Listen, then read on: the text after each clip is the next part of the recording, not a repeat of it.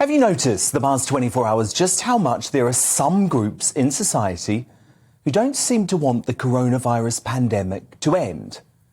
The government has axed the futile and completely useless Plan BS, finally unmuzzling England from mask tyranny, thanks to an abundance of data showing it's very clearly the right thing to do.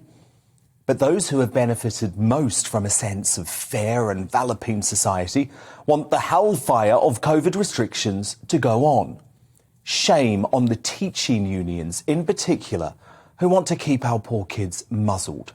Forcing masks in classrooms this month was one of the cruelest and most absurd rules of the entire pandemic. And I mean, that's saying something given we had, the Scotch egg rule, the rule of six.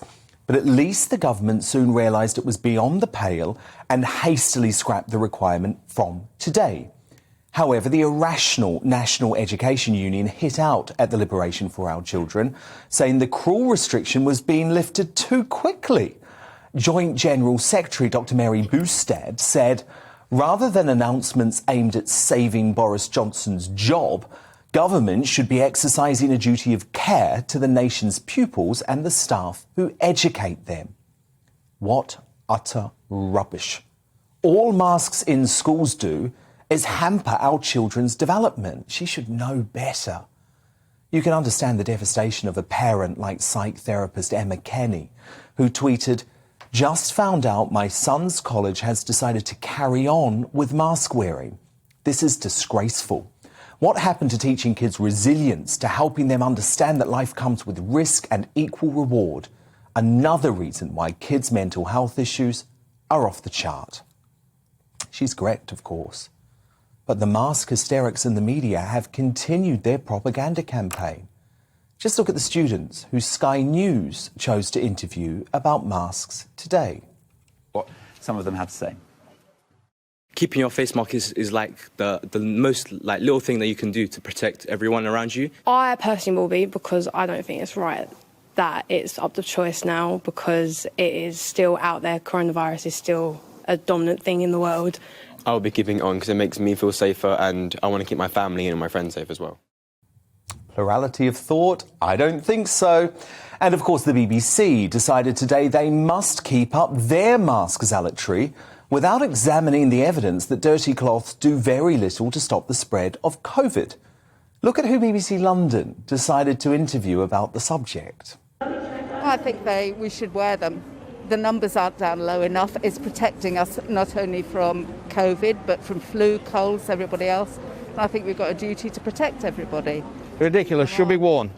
Yeah. Do you feel safer when people Absolutely, are wearing absolutely. The numbers aren't Should be down low compulsory. Penalties for those that don't, and it should be enforced. Do you feel safer when people wear a face mask on public transport? Yeah, of course. I feel safe because it will help to prevent the spread of infection. What a surprise. If you choose to interview hysterics who wear their masks outside, then they're probably going to be in favour of them. So I sent our reporter Lucy Jones to the streets to test if that's really how folk feel. I don't think it's necessary, to be honest. I mean, on the first lockdown, probably, yeah, but now, pretty much everyone's relaxed now, so I don't think it's necessary. So do you think it should be a matter of personal choice? Of course, yes. Not anymore, no. Why is that? Why? Because it's uncomfortable, because it's stuffy, and I don't think it helps. Well, they're harmless and they help keep people safe. Not really, no. Why do you think that? I got face masks just where it's mandatory to just wear them, but I don't really wear them. I don't believe in them. Nah, definitely not. Why is that? Because they don't do anything. And do you think it should be up to people's personal choice? I think they should just bin it completely, all of it. I think it should be mandatory, yeah. They're a waste of time. Why do you think that? Because half the people don't wear them, for one, and I don't think they do anything anyway.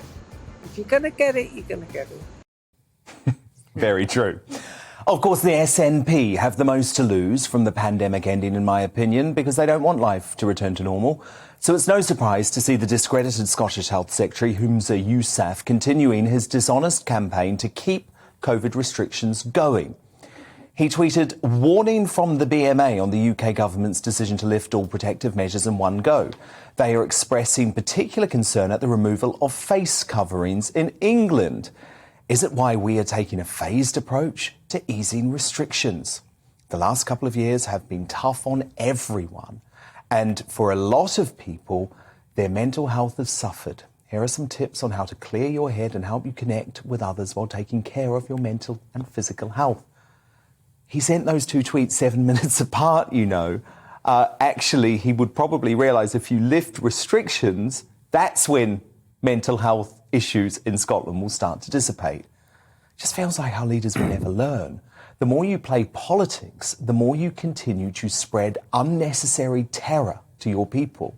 And if you do that, the harder the long-term damage will be to reverse.